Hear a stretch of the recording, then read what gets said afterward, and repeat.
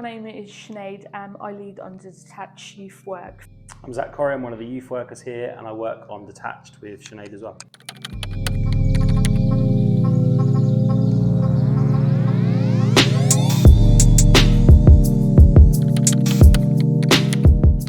So far we've engaged with over 300 young people around their wellbeing, their physical health, a lot around anxiety, bullying, peer pressure, positive relationships and bad relationships. The barrier that gets added for a lot of young people is going to somewhere, so going to school, having to talk to someone at school, having to go to counselling, for instance, having to go to other services, whereas Detached just removes that barrier because they're out in the communities working in their areas that they live in, so they let their guard down more easily in terms of opening up and being more kind of open and honest with us, so it allows us to get a lot more engagement and kind of really get down to the nitty-gritty of what the issues are they're facing.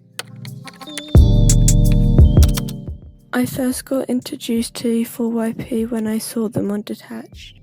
Within the last year, I've seen the Detached people out and about. I have then built their trust and is able to speak to them. I am currently working with 4YP to go to their summer programme, one-to-one sessions and counselling for my well-being. I have then able to build confidence, build positive friendships and understand more about my health and well-being. Having a level of consistency in their lives and just, that constant is very much a positive. For a lot of young people we work with, they might come from kind of broken homes, or they come from families where, because of the cost of living crisis, parents are in and out of the house all the time working multiple jobs.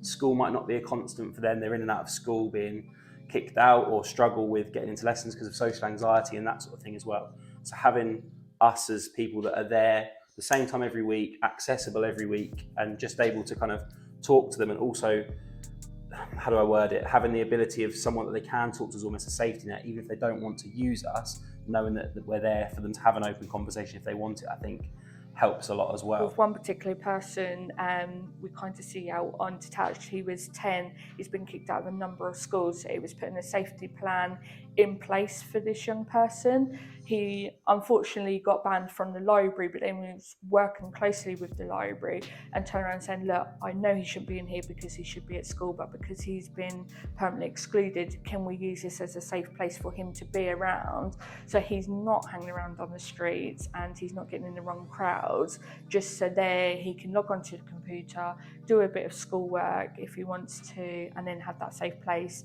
and then knowing that we're going to be there to be able to catch up with him by the end of the day. We had a young person that we were working with who was often kind of out in the day, being kicked out of school, or at least when he was at school was kind of going into isolation, being removed from lessons, was quite boisterous. And then from our conversations, he spoke about kind of wanting to get involved in architecture and wanting to kind of get involved in kind of buildings and all that kind of crazy stuff. And to him, that felt like a world away because he doesn't know anyone that's in that job role, doesn't know anyone in the area that works in that industry. And through some connections we've got here, we were able to take him on one of our trips to London, where he was able to come and get involved with an architecture firm, learn more about the industry. And he was really kind of excited.